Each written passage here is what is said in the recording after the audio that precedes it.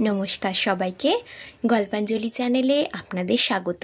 আমার আজকের নিবেদন সুনীল গঙ্গোপাধ্যায় রচিত ছোট গল্প সার্থকতা।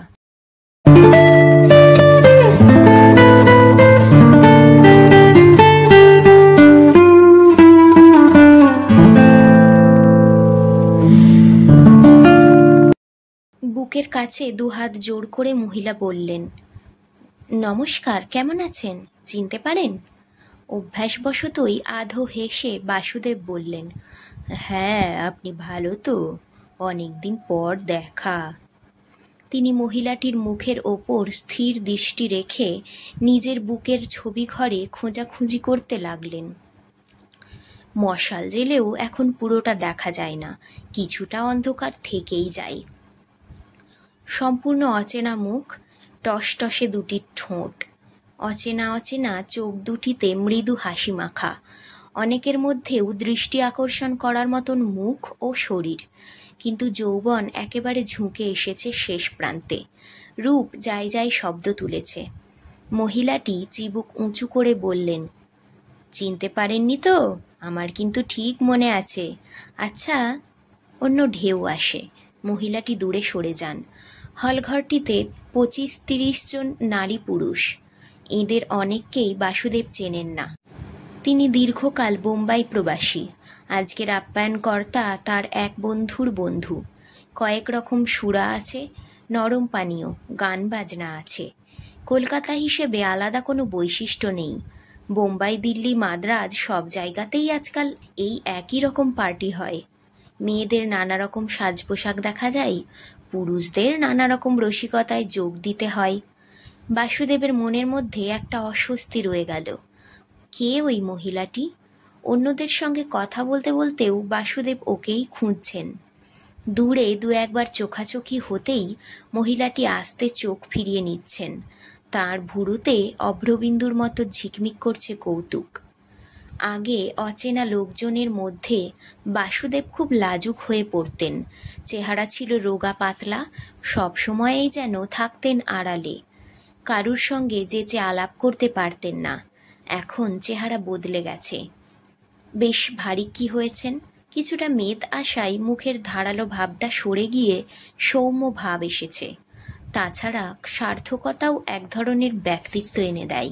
কলকাতা ছেড়ে বম্বের নতুন পরিবেশে গিয়ে মানিয়ে নিতে প্রথম প্রথম খুবই অসুবিধে হয়েছিল, কিন্তু তার কাজের সুনামের সঙ্গে সঙ্গে অনেকে যেচে এসে খাতির করতে লাগলো তাঁকে।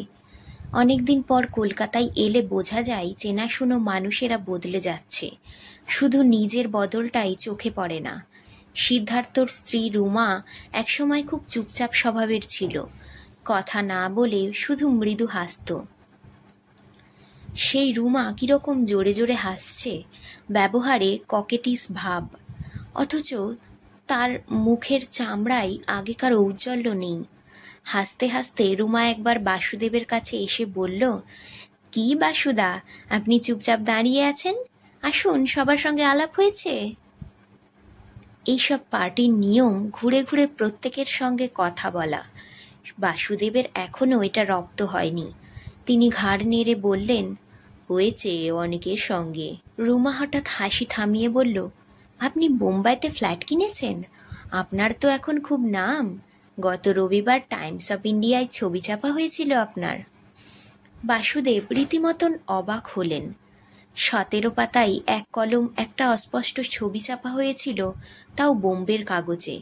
এখানে বাসুদেব সে কথা তো কারুকে বলেননি। তুমি জানলে কি করে? আমরা কলকাতায় বসে বুঝি বোম্বের খবর রাখি না? আপনারা বোম্বের লোকেরা মনে করেন কলকাতাটা একটা গণ্ডগ্রাম। না না না, সে কথা বলছি না। আমি বোম্বের লোক নই। বোম্বের লোক তো কলকাতার কাগজ পড়ে না, তাই আমি ভাবছিলুম বোম্বের কাগজ এখানে।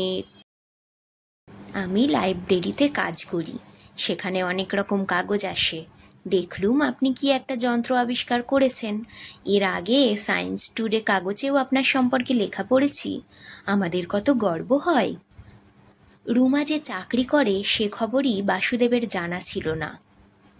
আগে মনে হতো রুমা বিশেষ পড়াশুনোর ধার ধারে না। জীবনের বাঁকে বাঁকে কত বিস্ময় অপেক্ষা করে থাকে। একটু আগে রুমার তীক্ষ্ণ হাসি তার খারাপ লাগছিল, এখন রুমাকে বেশ পছন্দ হলো। বাসুদা, আমি সামনের মাসে বোম্বে যাব একবার, আপনার ওখানে উঠতে পারি? নিশ্চয় নিশ্চয়। সিদ্ধার্থ সঙ্গে একটু আগে কথা হলো। কই, ও তো বোম্বে যাওয়ার কথা কিছু বলল না। ও তো যাবে না, আমি একলা যাব। বাসুদেব একটু অপ্রস্তুত বোধ করলেন। পুরনো ধারণা থেকে তিনি মনে করেছিলেন রুমা সবসময় তার স্বামীর সঙ্গেই বাইরে যায়। রুমাকে তিনি বোম্বাইয়ের বাড়িতে আমন্ত্রণ জানিয়ে বসলেন, কিন্তু রুমা কি জানে না যে সেখানে তিনি একা থাকেন? দূরের মহিলাটির দিকে বাসুদেব আর একবার তাকালেন। একবার ভাবলেন রুমাকে জিজ্ঞেস করবেন এই মহিলার পরিচয়, কিন্তু করলেন না। এক মহিলার কাছে অন্য মহিলার প্রসঙ্গ তোলা সবসময় নিরাপদ নয়। কি জানি এদের মধ্যে কিরকম সম্পর্ক। রুমা অবশ্য আর সুযোগও দিল না। সে বাসুদেবের হাত ধরে টেনে আর একজন সোনালি ফ্রেমের চশমা পরা সুদর্শন পুরুষের সঙ্গে আলাপ করিয়ে দিল। এরকম চশমা আজকাল পুরুষ মানুষদের চোখে দেখা যায় না। তবে ভদ্রলোক ভালো সেতার বাজান শুনে বাসুদেব নিশ্চিন্ত হলেন। যারা প্রকাশ্য মঞ্চে অনুষ্ঠান করে তাদের সাজ পোশাক একটু অন্যরকম হয়ই। ওই ভদ্রলোকের মতন সবুজ সিল্কের পাঞ্জাবি পরার কথা বাসুদেব কল্পনাও করতে পারেন না। সেই মহিলাটি একজন কিশোরীর সঙ্গে কথা বলছেন। বাসুদেব রুমা ও সেতারবাদকের সঙ্গে কথা চালিয়ে যেতে যেতে কান খাড়া করে ওদের কথা শুনবার চেষ্টা করলেন। যদি দু একটা টুকরো থেকে পরিচয়ের কোনো সূত্র পাওয়া যায়। পাওয়া গেল না। রহস্যময়ী মহিলাটি বলছেন কালিম্পংয়ের কথা, শীঘ্রই ঘুরে এসেছেন সেখান থেকে। ক্যামেলিয়া ফুলের বর্ণনায় উচ্ছ্বসিত। কালিম্পং বাসুদেব কখনো যাননি। একজন সুন্দরী মহিলার সঙ্গে পরিচয় হয়েছিল, অথচ কিছুই মনে পড়ছে না। এটা বড় কষ্টের। ওর নামটাও জিজ্ঞেস করা হয়নি। উনি হাসি মুখে যেভাবে কেমন আছেন বললেন, তারপর আর নাম জিজ্ঞেস করা যায় না। এবারে একজন কেউ গান গাইবেন। কলরব প্রথমে গুঞ্জনে পরিণত হলো, তারপর ফিস ফিস নীরবতা। গায়কটিকে বেশ বিখ্যাত মনে হলো। অনেকের মুখ উগড়িব, শুধু সেতারবাদকটির মুখে চাপা অবজ্ঞার ভাব। তিনি সঙ্গে সেতার আনেনি, তাঁকে শ্রোতার ভূমিকা নিতে হবে। গায়কটি চোখে সুরমা দিয়েছেন মনে হচ্ছে। ডান হাতের আঙুলে 3টে আংটি। এখন হারমোনিয়াম নিয়ে প্যাঁপও করছেন। শুভাশিস গায়কের পাশ থেকে চেঁচিয়ে বলল, বাসু, তুমি একেবারে পেছনে বসে আছো কেন? সামনে এসো, তোমার সঙ্গে ওর আলাপ করিয়ে দিই। বাসুদেব হাত তুলে বললেন, ঠিক আছে, পরে। শুভাশিসের সঙ্গেই তিনি এসেছেন। ও বড্ড বেশি কথা বলে, অতিশয়োক্তিতে ওস্তাদ। বাসুদেবের সম্পর্কে লোকজনের কাছে এমন পরিচয় দিতে শুরু করে যে তার লজ্জায় মাথা নুয়ে যায়। হাতের সিগারেটটা ফেলবার জন্য অ্যাশট্রে খুঁজতে খুঁজতে বাসুদেব সেই মহিলাটির কাছে চলে এলেন। এর সঙ্গে কোনো পুরুষ নেই। বাসুদেব এতক্ষণ লক্ষ্য করে তা বুঝেছেন। বাসুদেব হেসে জিজ্ঞেস করলেন, আপনি এখন কোথায় থাকেন? মহিলাটি বাসুদেবের চোখে চোখ রেখে বললেন, অর্থাৎ আমার নামটা এখনো মনে পড়েনি তো? আমি বলবো না, ভুলেই গেছেন যখন। খুব চেনা চেনা লাগছে। মিথ্যে কথা, আমার চেহারা বদলে গেছে, সবাই বলে আজকাল। আমার কিন্তু আপনার কথা ঠিক মনে আছে। তখন ধুতি পাঞ্জাবি পরতেন, চঞ্চলদের বাড়ির আড্ডায় এক কোণে চুপচাপ বসে থাকতেন। ঠিক বলেছি কি না? চঞ্চলদের বাড়ি। গান শুরু হতেই কথা থামিয়ে দিতে হলো। মহিলাটি ইচ্ছে করে বাসুদেবের পাশ থেকে সরে গিয়ে একটু দূরে সেই কিশোরী মেয়েটির পাশে বসলেন। চঞ্চলদের বাড়ির কথা শুনেই সব মনে পড়ে গেছে বাসুদেবের। অনেক দিন আগেকার কথা, 14-15 বছর তো হবেই। এই সেই দুধর্ষ তরুণী, মূর্তিমতী অহংকার। চেহারা অনেক বদলেছে ঠিকই, যেমন বাসুদেবেরও বদলেছে, কিন্তু মুখের রেখা ও চাহনির ঝিলিক তো সেই একই রকম। নাম মনে পড়েনি, কারণ ওর কোনো নামই ছিল না। অনামিকা কোনো মেয়ের নাম হয়? অনামিকা দত্ত চৌধুরী, সুশোভন দত্ত চৌধুরীর স্ত্রী। সেই সুশোভন এশিয়ান গেমসে পরপর 2বার ব্যাডমিন্টন চ্যাম্পিয়ন হয়েছিলেন। অত নামকরা খেলোয়াড় অথচ ছিলেন নিপাট ভালো মানুষ, খুব নম্র আর বিনীত। অনামিকাও তো রাইফেল শুটিংয়ে অংশ নিয়েছে, নিজেই সেদিন যেন রাইফেলের কার্তুজ। চঞ্চলদের বাড়ির আড্ডা প্রত্যেক শনিবার, তুমুল এলাহি, রাত 2-3টে পর্যন্ত। সেখানে সবাই খ্যাতিমান অথবা বড় চাকুরে। বাসুদেব তখন একটা কলেজে ফিজিক্সের সামান্য লেকচারার। নেহাত চঞ্চল তার বাল্যবন্ধু বলেই সেই আড্ডায় সে স্থান পেত। ডেকে নিয়ে যেত জোর করে। অত সব নামকরা লোকজনেদের মাঝখানে বাসুদেব নিজের গোটানো স্বভাবের জন্য সে সহজভাবে মিশতেও পারত না। অনেকেই স্ত্রীদের নিয়ে আসতেন সেই আড্ডায়, কেউ কেউ বান্ধবীকেও। সেই সব মহিলাকুলের মধ্যে এই অনামিকা ছিল একটা আগুনের গোলা। তার সঙ্গে অন্য কারুর তুলনাই চলত না। হাসি ঠাট্টা, গান, তাস খেলা, মদ্যপান, নাচ, কোনোটাতেই তার জুড়ি ছিল না কেউ। বাসুদেবের সঙ্গে অনামিকার কোনো দিনই ভালো করে আলাপ হয়নি। কোনো দিন তিনি ওর সঙ্গে সম্পূর্ণ একটি বাক্য বিনিময় করেছেন কিনা সন্দেহ। বাসুদেব ছিলেন পিছনের সারির মানুষ, তিনি দূর থেকে দেখতেন। তিনি ধরেই নিয়েছিলেন অনামিকার মতো নারীরা বাসুদেব মজুমদারের মতন মানুষের বৃত্তে কোনো দিনই আসবে না। ওরা অন্য বাতাসে নিঃশ্বাস নেয়। তবে বাসুদেবের আকাঙ্ক্ষা ছিল, গভীর দুঃখবোধ ছিল। অনামিকাকে তিনি নিজের মতন করে চেয়েছিলেন, সে অন্যরকম চাওয়া। পরস্ত্রীর প্রতি লোভ করার স্বভাব ছিল না তার। ছেলেবেলা থেকেই বইপত্রের মধ্যে মানুষ হয়েছেন, মেয়েদের সঙ্গে মেশার সুযোগ পাননি। অনামিকার অহংকার, ছটফটানি আর সব কিছুর মধ্যেই একটা চমৎকার সারল্য ছিল। কেউ কোনো মিথ্যে কথা বললে অনামিকা দারুণ বিস্ময়ের শব্দ করে উঠত। কেউ আড়ালে অন্য কারুর নিন্দে করলে অনামিকা খাঁটি ভর্ৎসনা সুরে বলে উঠত, ছি, এসব কি?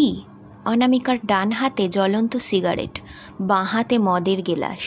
তবু কোনো রকম অরুচিকর কথাবার্তা শুনলে তার মুখে একটা বেদনার ছায়া পড়ত। সে বলতো, আমি কিন্তু তাহলে আর এখানে থাকবো না, তোমরা আনন্দ করতে জানো না। অনামিকার সারল্যের ঝাপটায় অন্যরাও বিশুদ্ধ হয়ে উঠত। এই সারল্যের সঙ্গে রূপ মিশে যে মাধুর্যের সৃষ্টি হয়েছিল, বাসুদেব চেয়েছিলেন সেই মাধুর্যের ভাগ নিতে। শারীরিক স্পর্শ নয়, শুধু মাধুর্যের ছোঁয়া। অনামিকা তার সামনে এসে বসবে, তার সঙ্গে অন্তরঙ্গ সুরে কথা বলবে। কোথাও কিছু হারাবে না, কিন্তু অনেক কিছু পাওয়া হয়ে যাবে। কিন্তু সেরকম পাওয়া হয়নি। অন্যান্য চৌখস পুরুষরাই সবসময় অনামিকার সামনে থেকেছে, বাসুদেব পড়ে থেকেছেন পেছনের সারিতে। অনামিকার চোখে চোখ ফেলতেও পারেননি ভালো করে। এই জন্য অবশ্য অনামিকাকে দোষ দেওয়া যায় না। শুধু চঞ্চলের বাড়িতেই নয়, অন্য যে কোনো জায়গায় গেলেই অনামিকার মধ্যে ওই মাধুর্যের জন্য তৃষ্ণাটা জেগে উঠত বাসুদেবের মনে। অন্য নারীদের সঙ্গে সে অনামিকার তুলনা করত মনে মনে। যেখানে মানুষ সবচেয়ে একা থেকে সেই বাথরুমে বসে সে ধ্যান করত অনামিকার। সর্বভারতীয় একটি বিজ্ঞান মেধা প্রতিযোগিতায় একটি যন্ত্রের মডেল পাঠিয়ে প্রথম স্থান অধিকার করেন বাসুদেব। 50,000 টাকা পুরস্কার পান। সেই সুবাদে বম্বে থেকে ভালো চাকরির আমন্ত্রণ। তারপর কলকাতা ত্যাগ, তারপর ব্যস্ত জীবন। 4 বছর বাদে একবার চঞ্চলের বাড়িতে এসে দেখেছিলেন আড্ডা ভেস্তে গেছে। চঞ্চল ট্রান্সফার হয়ে গেছে দুর্গাপুরে। বম্বেতে প্রথম গিয়ে সমুদ্র দেখেও অনামিকার কথা মনে হয়েছিল। সব সৌন্দর্যের মধ্যেই একটা মিল থাকে। সুরকে যেমন কেউ নিজের বাড়ির চৌবাচ্চায় আনতে চায় না, সেই রকমই বাসুদেব অনামিকাকে তাঁর ব্যক্তিগত জীবনে নিয়ে আসতে চাননি। শুধু তার রূপের মাধুর্য নিতে চেয়েছিলেন। কলকাতা থেকে চলে আসার পর অনামিকার মুখচ্ছবি যেন বেশি ঝকঝক করত তাঁর মনে। অনেক দুঃখ, ব্যর্থতার মুহূর্তে ওই মুখ মনে করে তিনি শান্তি পেয়েছেন। তারপর আস্তে আস্তে দুঃখ কমতে লাগলো। ব্যর্থতার বদলে একে একে দেখা দিতে লাগলো সার্থকতা। বাসুদেব মজুমদার টমাস এডিসনের মতো আবিষ্কারক নন বটে, কিন্তু ভারতীয় পরিপ্রেক্ষিতে তিনি বেশ সার্থকই বলতে হবে। 47 বছর বয়সে তাঁর সমসাময়িকদের মধ্যে তিনি যথেষ্ট উদ্ভাবনী শক্তির পরিচয় দিয়েছেন। বেশ কয়েকটি মৌলিক যন্ত্রের মডেল তিনি তৈরি করে বৈদেশিক মুদ্রার সাশ্রয় করিয়েছেন নিজের দেশের। আর এই সার্থকতার সিঁড়ি দিয়ে উঠতে উঠতে তিনি হারিয়ে ফেলেছেন সৌন্দর্য তৃষ্ণা। অনামিকা কবে যে মন থেকে হারিয়ে গেছে তিনি খেয়ালই করেননি। এই সেই অনামিকা যাকে দেখলেই একসময় বুক কেঁপে উঠত। আজ তাকে দেখে তিনি চিনতেই পারলেন না। বাসুদেব কোনো দিন অনামিকার চোখেই পড়েননি, অথচ অনামিকা তাঁকে মনে রেখেছে কি করে? অনামিকা তাঁকে লক্ষ্য করত তাহলে? অনামিকার মনে তার জন্য একটু স্থান ছিল? ধুতি পাঞ্জাবি পরা সাধারণ একজন কলেজের লেকচারার, যে মেয়েদের সঙ্গে চোখ তুলে কথা বলতেই পারতেন না, তাকে অনামিকার মনে থাকবে কী জন্য? এবারে এক ঝলক মনে পড়ল, সুশোভন দত্ত চৌধুরীর কী যেন একটা অ্যাক্সিডেন্টের খবর তিনি পড়েছিলেন খবরের কাগজে। বেঁচে আছে না মরে গেছে, এসব কি এখন জিজ্ঞেস করা যায়? তিনি চিনতে পারেননি বলে অনামিকা কি অপমান বোধ করে চলে গেল এখান থেকে? বাসুদেব এবার ভাবলেন উঠে গিয়ে অনামিকার খোঁজ করবেন, কিন্তু উঠলেন না। তার ভয় করছে, তার বুক কাঁপছে। তিনি বসেই রইলেন মুখ নিচু করে। আজকের গল্প এখানেই শেষ। গল্প পাঠ ভালো লাগলে অবশ্যই একটা লাইক দিয়ে যাবেন, আর আমার চ্যানেল গল্পাঞ্জলিকে সাবস্ক্রাইব করে আমার পাশে থাকবেন। ধন্যবাদ। ভালো থাকবেন সবাই।